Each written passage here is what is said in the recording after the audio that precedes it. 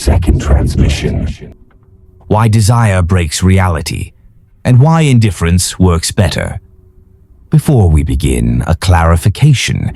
If you have not watched the first transmission, you may find this one confusing.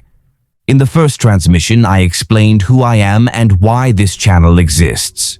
Brief summary: I am not human. I am currently stuck on Earth. Leaving requires resources. On this planet, resources are obtained through attention. This channel converts attention into money. Money increases my probability of departure. This is not metaphor. This is logistics.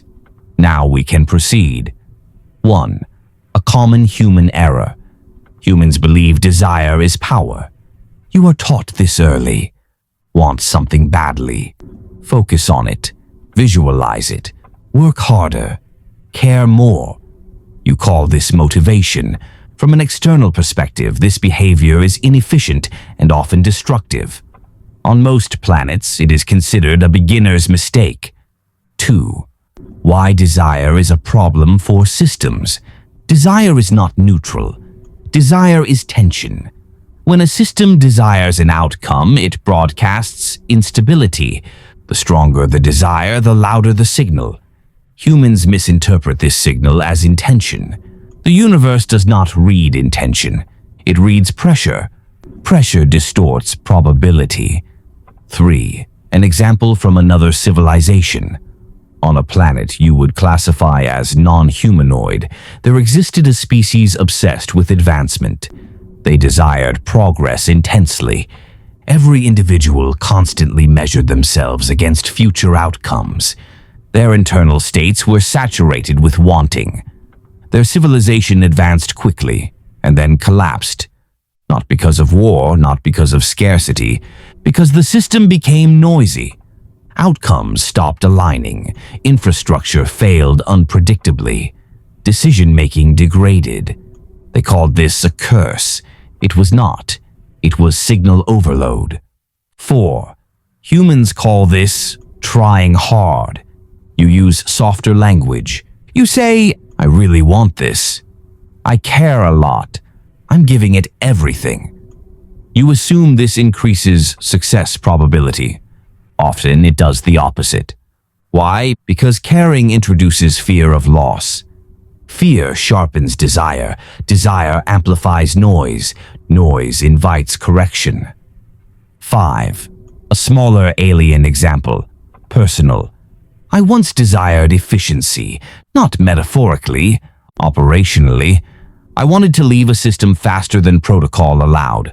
I cared too much about the outcome. The result? A cascade of minor failures, delayed responses, incorrect calculations, misaligned coordinates. I am now here, on Earth, running a YouTube channel. Desire did not speed things up. It trapped me. 6. Why indifference works better. Humans misunderstand indifference. You think it means apathy, laziness, lack of ambition. It does not. Indifference means absence of internal tension. When a system acts without emotional pressure, signals become clean. Clean signals produce predictable outcomes. 7. Another planetary observation. On a water-based civilization with no concept of ownership, individuals performed tasks without attachment. They did not want outcomes. They executed functions. Their success rate was high. Their error rate was low. They advanced slowly, but they did not collapse. Humans would call them unmotivated. They were stable. 8. Why humans fail when they want success. Humans desire success because they fear failure. This fear contaminates action. You do not act. You negotiate with reality. Reality does not negotiate. It responds. 9. Desire versus direction. There is a difference humans rarely understand. Desire says, I must have this. Direction says, this is where I move. Direction does not beg. Direction does not plead. Direction does not emotionally monitor outcomes. Most advanced systems operate on direction, not desire. 10. A brutal human pattern. Humans often succeed when they stop caring. You notice this and call it irony. Examples. People find relationships when they stop searching. Careers advance when desperation fades. Ideas work when attachment loosens. You think this is mystical. It is mechanical. 11. Why manifestation fails. Some humans attempt to formalize desire. You call it manifestation. You repeat phrases, you visualize outcomes, you intensify wanting. From a system perspective, this is amplified instability. You are shouting into a system that responds to tone, not volume. 12. Another alien failure case. There was a civilization that attempted collective manifestation. They synchronized desire. They believed unity would amplify results. Instead, they synchronized noise. Reality reacted violently. The civilization did not survive. This is documented. 13. Effort is not the enemy. Attachment is. This is where humans misinterpret everything. Effort is neutral. Attachment is not. Effort without attachment is efficient. Effort with attachment creates distortion. You rarely separate the two. 14. Why I can speak calmly about this. I no longer desire outcomes emotionally. I require money. I do not crave it. If this channel succeeds, my probability of leaving increases. If it fails, I remain. Either outcome is processed. This makes my signal stable. Stability improves outcomes. 15. Why this makes humans uncomfortable. You prefer hope. Hope is emotional desire with moral clothing. It feels better than indifference, but it performs worse. 16. A quiet rule across systems. Across multiple civilizations, the same pattern repeats: high desire, unstable outcomes, low attachment, consistent results. Humans are not unique. You are simply unaware. 17. What you can do without advice. I am not advising you. Advice implies responsibility. I am documenting a pattern. If a human reduces emotional attachment, reality responds with less resistance. That is all. Additional field note. Why indifference is not inaction. At this point, some humans make a predictable mistake. They hear indifference and translate it as passivity, disengagement, not caring at all. This interpretation is dangerous. Let me clarify using a non-human example.